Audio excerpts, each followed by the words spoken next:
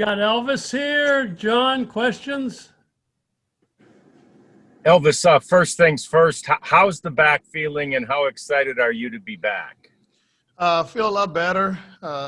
It was a painful. I don't know how many days. I feel like sorry. I feel like I was like out for like a month. But the back is feeling better, and really happy to get back in the field. Yeah, it's a tough time always right after the trade deadline. As a leader on this team, what do you say to guys about, losing an all-star from last year, Mike Minor, a leader like Robbie, a guy like Todd Frazier, who everybody had embraced quickly? What's as a team leader, the narrative to your teammates? Yeah, I mean, like you mentioned, it's never good to see a great player go, especially when we still have another month, and we only I think like around 6 or 7 games away from wild card. And so for me, it's like sometimes a little tough to see the great players and great human beings go to another team. But at the same time, understanding the business side, the business side of the game. But for me, talk to the young guys, and they're gonna have a huge opportunity for this month to go out there and sorry, to play well and to prove everybody here that they can belong here in the big league, and moving forward, that will help us a lot. I know that you weren't, your performance was certainly impacted some by your health before you went on the injured list, but you weren't performing to the level you wanted to. And I wonder how, do you get back right to how, to playing up to your potential and what you've established for yourself as a big leaguer in all these years? Yeah, I mean, I didn't start the season like I wanted to. I'm the last guy to put excuses in front of me. I'm not gonna say that I start like that because of my back or something. It was just a tough start for me. But I'm ready. I'm ready to have a great second month of the season. Willing to go back today and just start producing and dominating in my position. So I mean, that's my mentality right now. I'm not the right guy to say, I didn't play good, I didn't start the season good because of this or there. I will always face anything in my career. And right now, I'm just 100% focused to get back on the level that I know I can play. Yeah, and finally from me, Elvis, just that there's kind of a youth movement now with some of the players that have been traded. Your thoughts, your feelings about seeing some of these younger guys now getting an opportunity? Well, I mean, the whole league is, it's a movement in the whole league. It's barely, I get to play against guys that have been playing for 10 or 8 to 7 years. I mean, the league is really young, and we know it's going, it's heading that way. But I mean, all the young guys, they're coming to the big league. They're coming ready. It's not like it used to, before. They get here, they're really mature. They're ready to, take this opportunity and perform well. I mean, and that's one of the things that I'm gonna tell them. Don't think we're just gonna play this month for them to like develop and get better. I'm gonna hope from them, and I just want him to go out there and play hard this month, compete, because in this game we have like a nice winning streak. You had a good week and you're back in the race. So that's what I'm gonna expect from them. I'm gonna expect from me, and then it's about to go out there and play 100% every single inning. Thanks, Elvis. Take a few more for Elvis, Evan. Elvis, your manager said that he challenged you. I don't know if it was today, yesterday, or sometime during your stint on the IL. How do you, in your mind, what is the challenge that he issued you? I mean, it's not only him. I mean, it's a lot of people that know that I'm a better player than what I played this year so far, like the second half last year. And I understand every time they're trying to, you know, say something to kind of get me back to that player level. But at the end, it's in me. I mean, it's inside of me. It's something that I need to, find a way to look back and get back on track. So, this time off in the IL, I was able to, just to get back and go back to the basics, regardless of my swing and my approach, get to see, the game from outside always help you to realize things. So for me, it was a good mental break to just go back and having an idea and get back to the basics of my approach offensively and just, do all the little things that I've always been doing in my career. Do you feel like at this point in time, we talked about this being the game is going younger, and I hate to say that you're one of the older shortstops in the league, but I've mentioned that to you before. Do you feel at all like at this point in time your spot is kind of on the line in any way? I don't really think about it. I mean, I always play like I'm a rookie. This is my 12th season, and if I tell you that I play super comfortable any season of my career, I'll lie to you.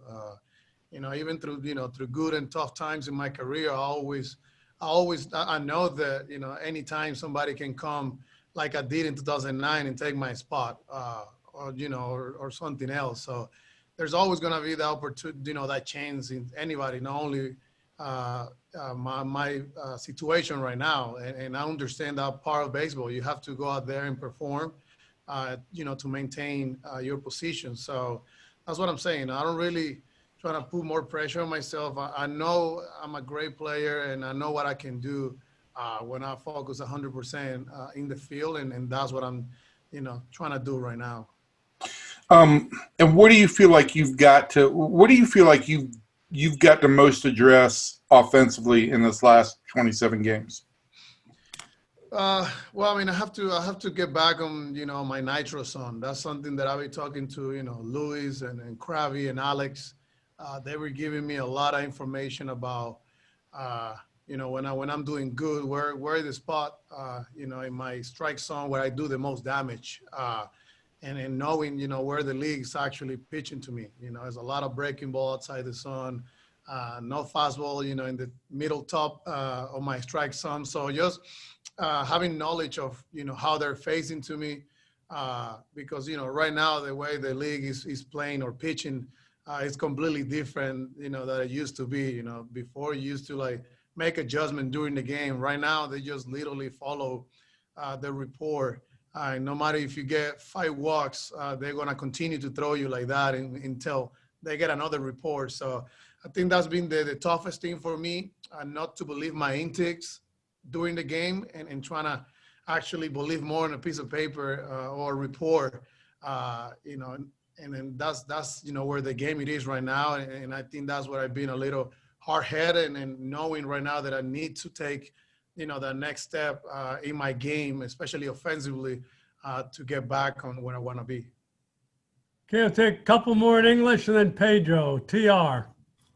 Your instincts have always been pretty good. And I know they pour a lot of information into you, but you sometimes get overwhelmed by that. And I believe so. I think that, the way the game's going right now, it takes a lot of, intakes from all players.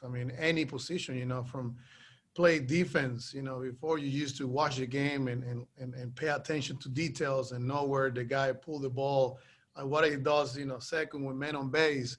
Right now, you guys can see, or anybody can see that, you have a, a piece of paper in your pocket that, you have to check every at bat and every count. So I think that's like one of the toughest thing for me to adjust, because, when I, grew up in this game and coming into the league, it was more about you doing that job. That was my homework, to get details of the game and just react and be ready.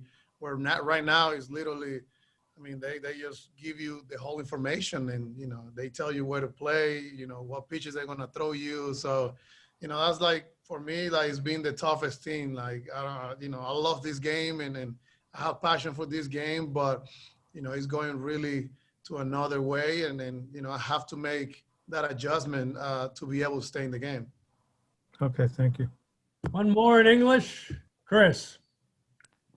Yeah, to kind of follow up on that, I remember when we talked to Todd Frazier a few weeks ago, And you were talking about the videos, the video room not being there. So, if you get called on strike 3, you can't go and see if it was, in or out of the strike zone.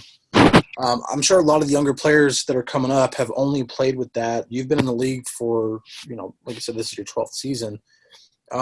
Is it more difficult now that you've kind of transitioned into this new age thing to have that taken away, or does it almost make it easier to not have that to rely on?